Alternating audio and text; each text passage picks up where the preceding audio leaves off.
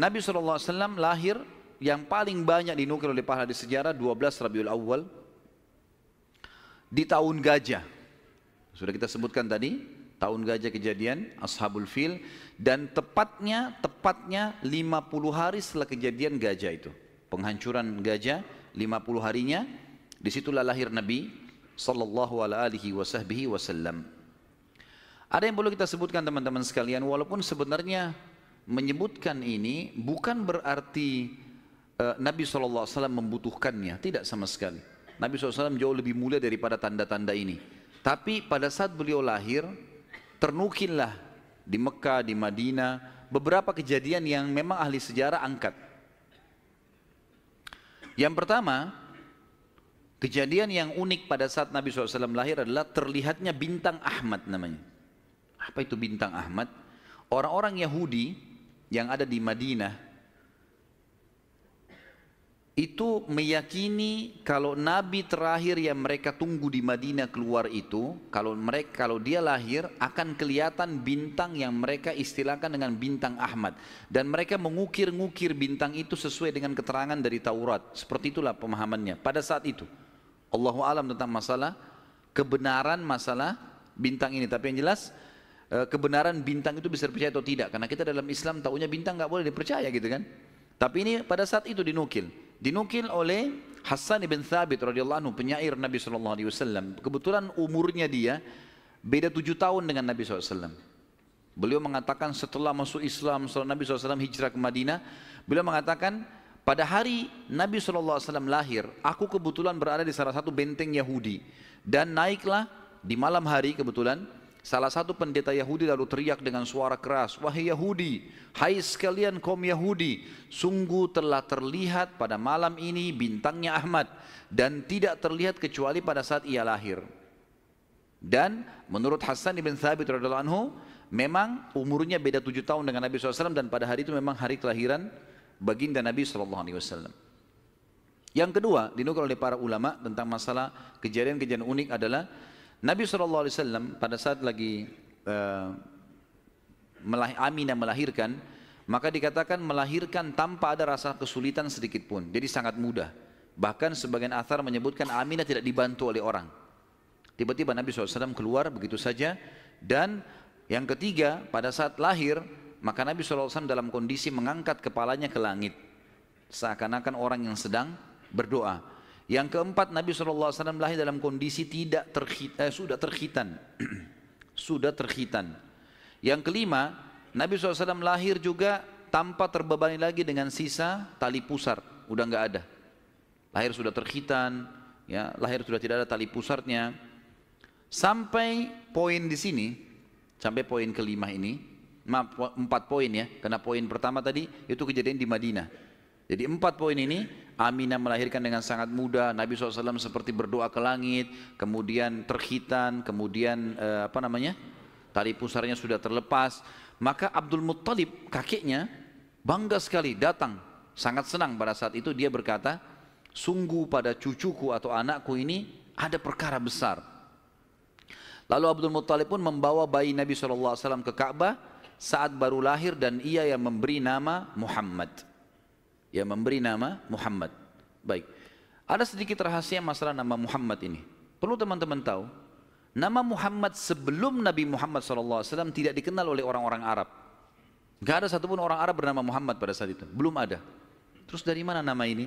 Kok Abdul Muttalib bisa berikan nama cucunya? Ada kisahnya. Jauh sebelum lahir Nabi SAW, Abdul Muttalib pernah jalan-jalan ke negeri Syam bersama dengan 3 orang sahabatnya. Yang pertama Sulaiman bin Mujazi', salah satu kepala suku di Mekah. Yang kedua Hulayla bin Hajij. Dan yang ketiga Himran bin Rabi'ah. 3 orang ini bersama Abdul Muttalib, 4 orang ini pergi ke negeri Syam. Pas tiba di negeri Syam, ada salah satu pendeta Nasrani menemui mereka lalu berkata, kalian dari mana? Kata Abdul Muttalib, dari Jazirah Arab. Dari mana? Tepatnya dari kota Mekah. Kata pendeta itu, dari kota kalian nanti akan keluar Nabi terakhir. Dan Nabi terakhir itu bernama Muhammad. Kata Abdul Muttalib, dari mana engkau tahu itu semua? Dia bilang, dari kitab kami, dalam Injil disebutkan namanya Muhammad. Maka ke-4 orang ini bertekad pada saat itu untuk memberikan nama kalau mereka dikaruniai anak setelah itu atau cucu, Muhammad. Dan dari 4 orang ini, pada saat balik ke Mekah, orang yang pertama mendapatkan cucu laki-laki adalah Abdul Muttalib. Itulah Nabi Muhammad SAW. Maka dia pun mengangkat bayi Nabi SAW lalu keliling di dekat Ka'bah lalu mengatakan, anak ini memiliki perkara yang besar. Aku memberikan nama Muhammad. Aku memberikan nama Muhammad. Terus dia mengucapkan kalimat itu. Kemudian selanjutnya teman-teman sekalian, yang keenam adalah goncangnya istana Kisra di Persia dan rubuhnya 14 teras istananya. Jadi ada teras-terasnya istana itu rubuh semua tanpa sebab, rusak semuanya. Pada saat melihat kejadian tersebut, Kisra sempat khawatir, lalu dia bertanya kepada para peramal-peramalnya lah, dukun-dukunnya segala. Maka mereka pun menjawab, goncangnya istana disebabkan karena hari ini lahir seseorang nabi, dan runtuhnya 14 teras ini menandakan terdapat 14 raja Persia, tinggal 14 orang saja. Selebihnya sudah runtuh kerajaan ini. Maka sempat Kisra bilang, 14 raja masih lama. Kalau satu raja punya 1100 tahun umurnya, berarti 1400 tahun. Tapi tanpa disadari oleh Kisra, para ahli sejarah muslim menukil, tanpa membenarkan ramalan ini ya, kita bukan membenarkan. Karena ramalan itu semua, kalaupun bertepatan, karena mereka mencuri, syaitan mencuri berita dari langit. Bukan karena mereka tahu. Sebagaimana dijelaskan dalam ada hadits Nabi SAW. Dan ternyata setelah Kisra, yang pada saat Nabi SAW lahir itu ada, anak-anaknya berselisih pendapat dan dalam waktu 4 tahun saja terjadi penggantian 10 orang Kisra. Mati semua, saling membunuh satu sama yang lain. Dan puncaknya yang terakhir adalah yang ke-14 meninggal di zaman Umar radhiyallahu anhu. Pada saat Umar menembus wilayah Persia. Yang ketujuh, padamnya api sesembahan kaum Majus. Jadi ada api yang disembah di beberapa titik di negeri Persia. Jadi mereka buat api besar dan api itu selalu disembah, tiap hari mereka sembah. Pada saat Nabi SAW lahir, api itu tiba-tiba mati dan mereka berusaha menyalakan, tidak bisa, selamanya mati. Sampai Persia pada saat itu seluruh Persia yang menyembah api, apinya mati semua, nggak ada. Mereka mau coba nyalakan sampai runtuhnya di zaman Umar bin Khattab, tidak ada api mereka. Tidak bisa lagi mereka nyalakan api untuk disembah ya, nggak bisa lagi mereka nyalakan.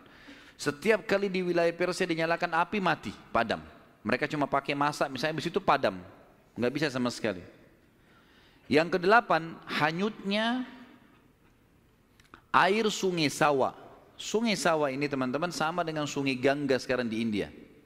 Di kultus dianggap ini sungai apalah, keramat lah dan seterusnya, gitu kan. Maka orang-orang Persia meyakini sungai Sawa ini adalah sesuatu yang luar biasa. Kalau ada yang mati, mereka bakar, lalu mereka lempar debunya di situ, airnya diambil, dianggap suci, apalah segala macam. Subhanallah, karena sungai ini selalu ditaruh tumbal segala macam. Waktu Nabi SAW lahir, air sungai ini hilang, nggak ada airnya sama sekali, kering. Sampai sungai Sawa dilupain udah, nggak ada lagi sungai. Namanya memang sungai Sawa. Yang kesembilan, dan ini agak sedikit kita titik beratkan, adalah kisah Halimah As-Sa'diyah. Tradisi orang Arab dulu teman-teman sekalian, terutama orang-orang Quraisy, setiap bayi lahir selalu dititipkan untuk disusui dan dibesarkan selama 2 tahun di luar kota Mekah, tepatnya di padang pasir. Ada alasan kenapa mereka titipkan anak-anak mereka ke padang pasir sama orang-orang Badui. Yang pertama, agar bahasa Arab fusha anak-anak mereka terjaga. Apa itu bahasa Arab fusha? Bahasa Arab ada 2 macam. Ada bahasa Arab fusha, bahasa aslinya bahasa Arab, dan itu Al-Quran dalam bahasa fusha. Kalau kita belajar bahasa Arab di pesantren atau di kampus-kampus, bahasa Arab yang dipakai bahasa Arab fusha. Dia punya grammar rapi. Gitu. Ada bahasa Ammiyah, yang kedua, bahasa pasar. Ini bahasanya dialeknya berbeda-beda, Mesir berbeda, Tunis berbeda, Saudi berbeda, dialek bahasa pasarnya berbeda. Dan ini tidak punya grammar, lebih teracak. Ya mungkin kalau dalam bahasa Inggris dari Inggris sendiri, negeri Inggris dengan dari Amerika. Agak berbeda, grammarnya lebih rapi gitu kan. Tapi kita tidak bahas masalah itu tentunya. Yang jelas orang-orang Quraisy untuk menjaga bahasa fusha, maka mereka menitipkan anak mereka ke Badui, karena orang Badui masih pakai bahasa Fusha. Sementara penduduk asli Mekah pada saat itu sudah sering lalang jemaah haji. Jemaah haji ini dari berbagai wilayah. Makanya kita temukan bahasa Arab yang kalau tanda kutip ya, yang paling kacau itu bahasa Arabnya orang Mekah sampai hari ini. Karena bercampur baur antara bahasa Arab dengan bahasa Urdu, dengan bahasa Indonesia, dengan campur-campur. Jadi kalau kita ngomong sama mereka tuh nggak jelas kadang-kadang. Memang orang-orang Mekah dikenal begitu, karena memang campur baurnya jemaah haji ini. Karena mereka nggak bisa bahasa Arab, mereka pakai bahasanya. Jadi orang sana terpaksa belajar bahasa Persia, belajar bahasa Melayu, belajar macam-macam. Seperti itulah. Nah, dari zaman dulu memang orang-orang Quraisy sudah khawatir dengan itu. Perubahan bahasa. Yang kedua, alasannya kenapa anak-anak mereka dititipkan di padang pasir, karena sisi kesehatan. Padahal zaman dulu belum ada seperti kita ya, masalah kimia-kimia dan segala polusi udara masih belum ada. Tapi orang-orang Quraisy sudah berpikir itu. Anak-anak mereka ditinggalkan di padang pasir untuk menjaga kesehatan tubuh mereka, karena makanannya alami gitu kan. Hewan-hewan yang langsung disembelih, langsung dimakan, susu kambing yang diminum, memang sehat. Dan juga udara gitu kan. Serta juga orang-orang Badui ini melatih anak-anak mereka hidup untuk hidup susah. Berburulah, membantu orang tuanya, seperti itulah. Nabi SAW pada saat lahir, secara kebetulan wanita-wanita Badui dari suku Sa'diyah kebetulan memang terkenal suka menjual jasa susu ini. Banyak ibu-ibu mereka, wanita mereka yang baru melahirkan, air susunya banyak, mereka pun pergi ke Mekah atau ke kota-kota lain nawarin jasa. Ada yang mau nggak titipin anaknya 2 tahun, kemudian nanti bayar upah gitu.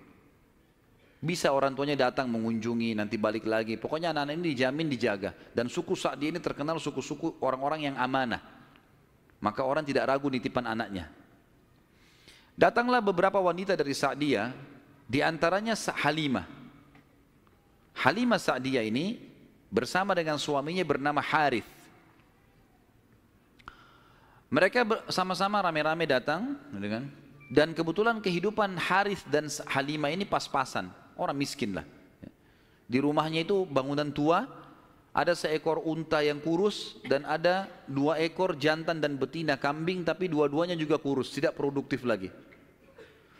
Dan Halimah dan Harith punya anak banyak. Mereka hanya mengadu nasib pergi ke Mekah. Saat tiba di Mekah, mereka kelilinglah nawarin jasa. Biasanya kalau sudah datang wanita-wanita ini, orang-orang ibu-ibu Mekah pada datang nih tawarin anaknya dan seterusnya. Mereka keliling-keliling, semuanya menawarkan diri kepada orang-orang kaya karena akan dibayar. Dan pada saat mereka melewati Nabi SAW, mereka menolak.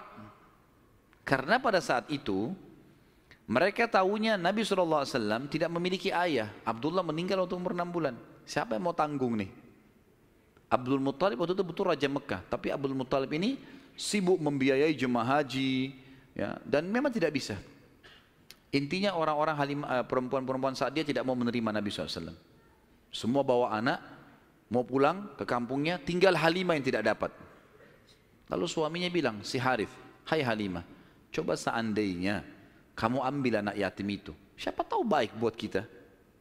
Maka Halimah pun mengatakan, baiklah, daripada kita pulang dengan tangan kosong, lebih baik kita ambil. Subhanallah, begitu Halimah pegang Nabi SAW, di situ terjadi keberkahan.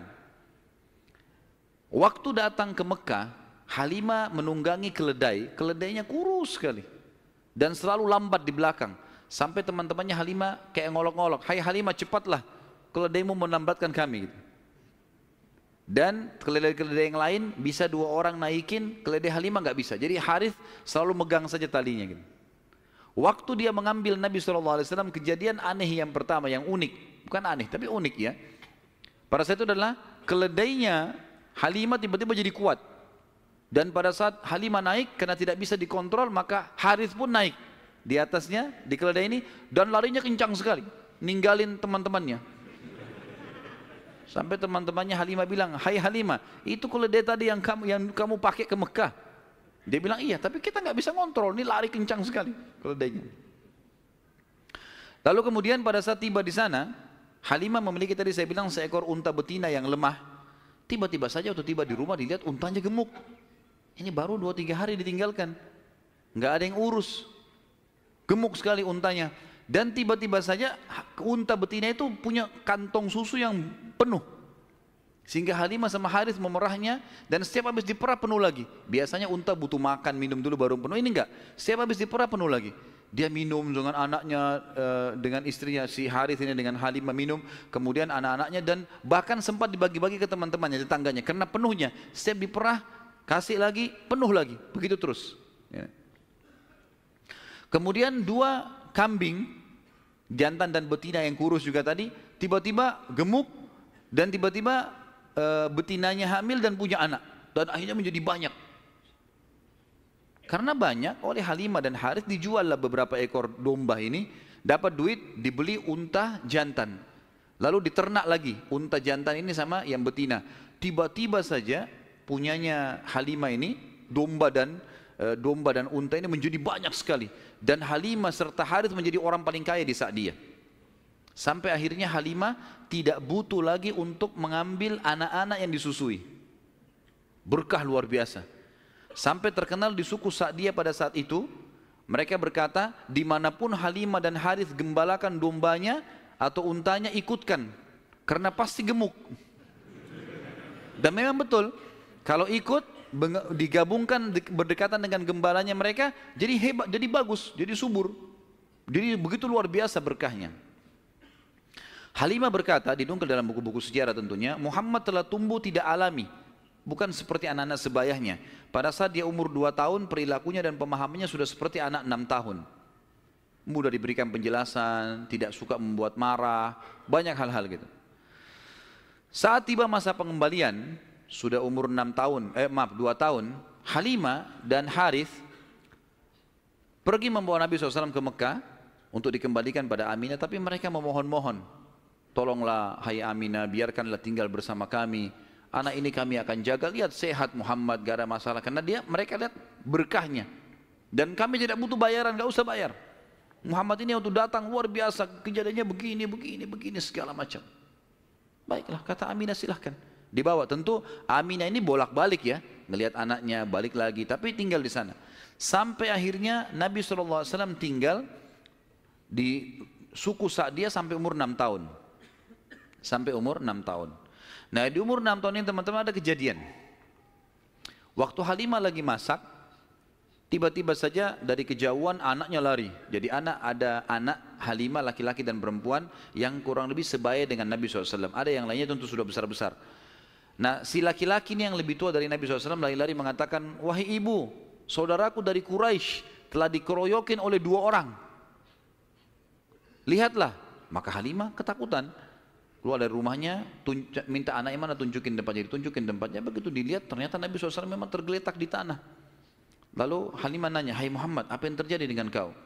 Dalam riwayat-riwayat Bukhari itu umpamanya disebutkan ya, bahwasanya Nabi SAW mengatakan, ya, pada saat itu telah datang kepadaku 2 orang laki-laki yang menjatuhkanku ke tanah, kemudian membelah dadahku dan mengeluarkan sesuatu yang hitam darinya.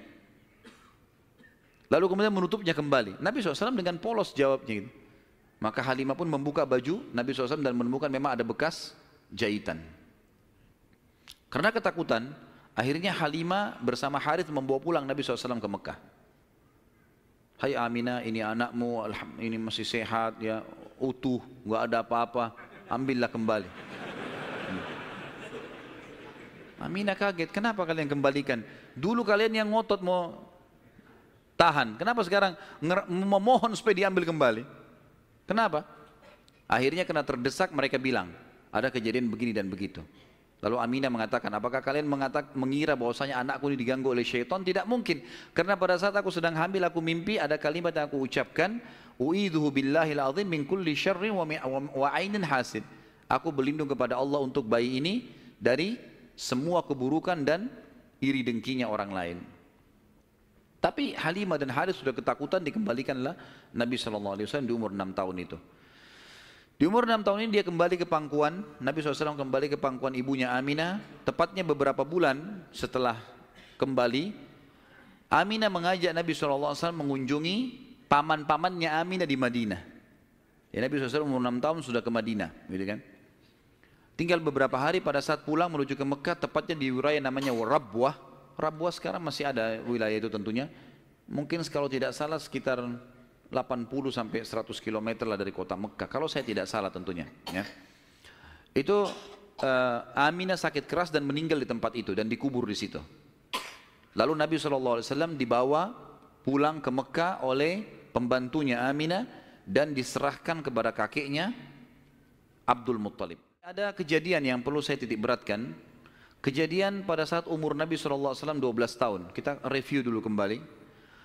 Waktu umur 12 tahun, kan beliau dari umur 8 tahun sampai menikah kan tinggal sama Abu Talib.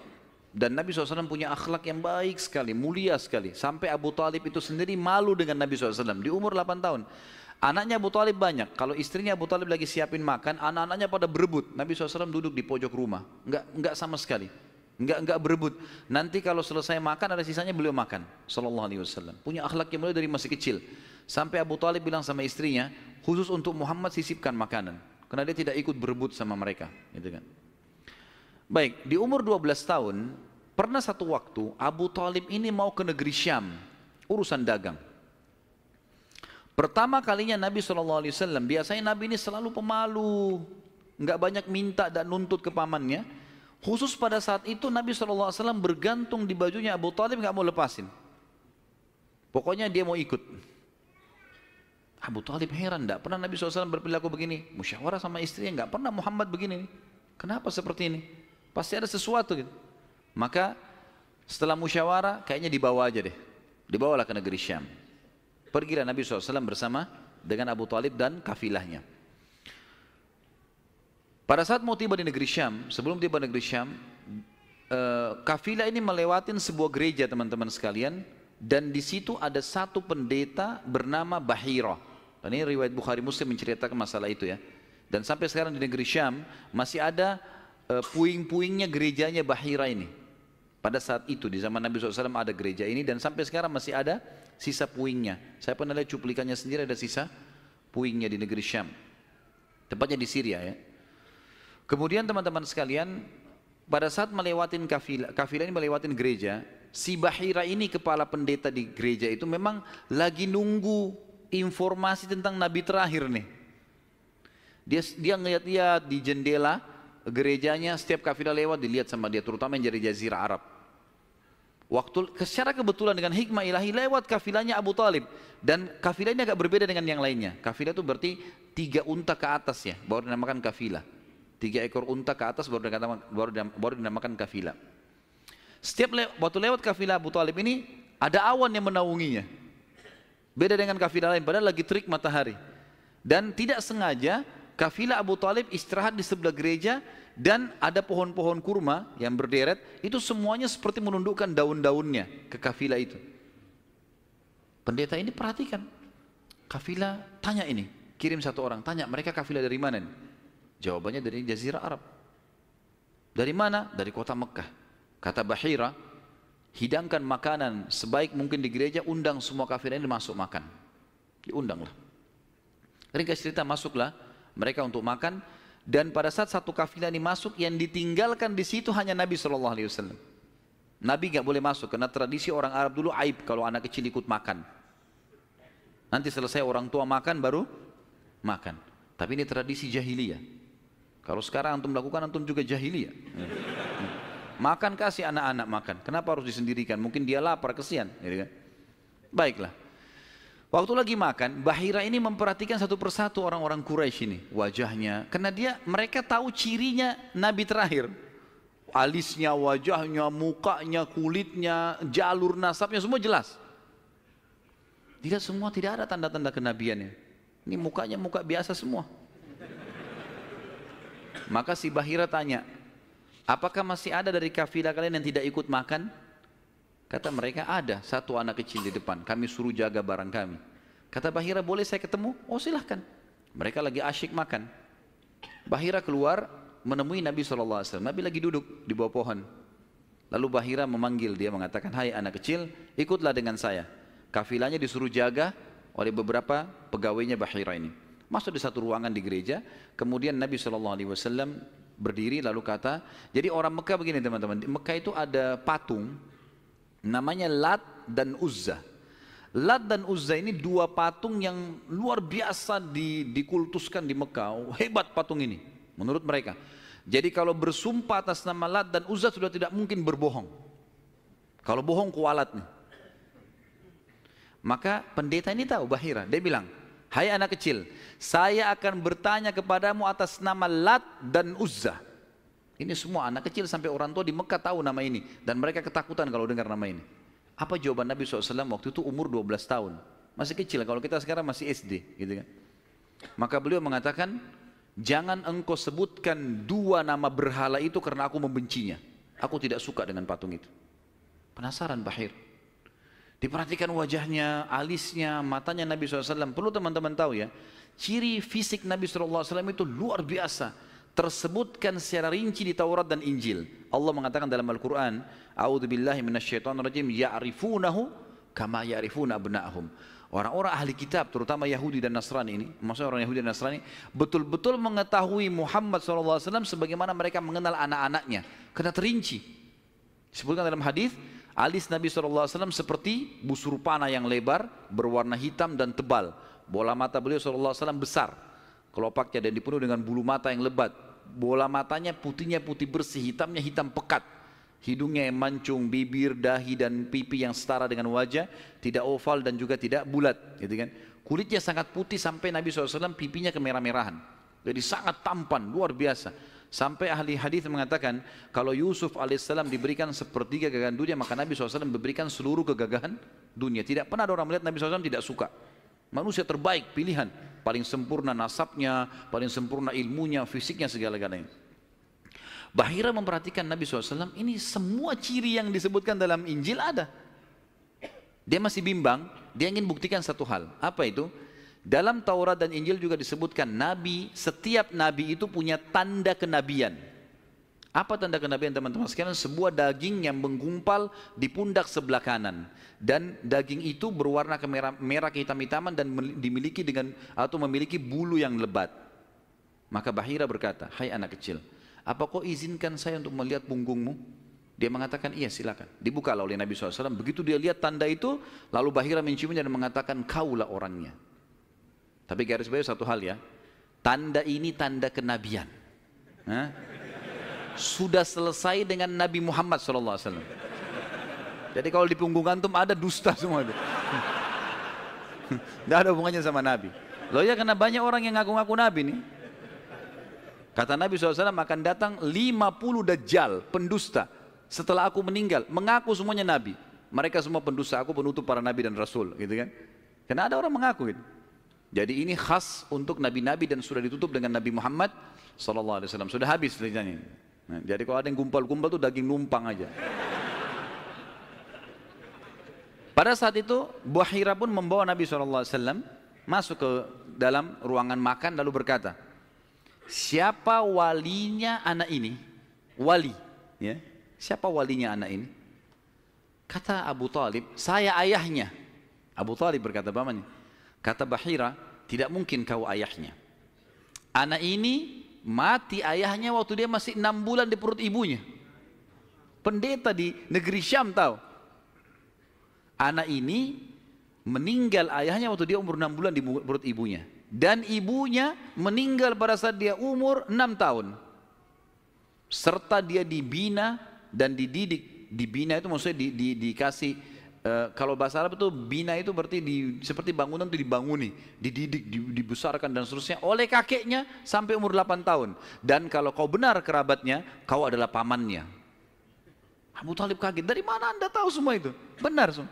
Dia bilang, kami temukan dalam kitab kami. Ketahuilah, keponakan kau ini adalah nabi terakhir yang sedang ditunggu oleh orang-orang. Dan kalau orang Yahudi tahu dia dari turunan Arab, maka pasti mereka akan membunuhnya sebagaimana mereka berusaha membunuh Isa alaihissalam. Kalau mereka tidak suka, mereka tolak, gitu kan? Maka jangan bawa ke negeri Syam, bawa pulang ke Mekah segera. Akhirnya dibawa pulanglah Nabi SAW ke Mekah pada saat itu. Waktu dibawa pulang ke Mekah, setelah tiba di Mekah, maka ada kejadian kecil di sini dan kita tutup dengan ini tentunya. Waktu sudah pulang ke Mekah, Abu Talib sudah mulai ketakutan karena dia sudah dengar informasi tentang ponakannya nih.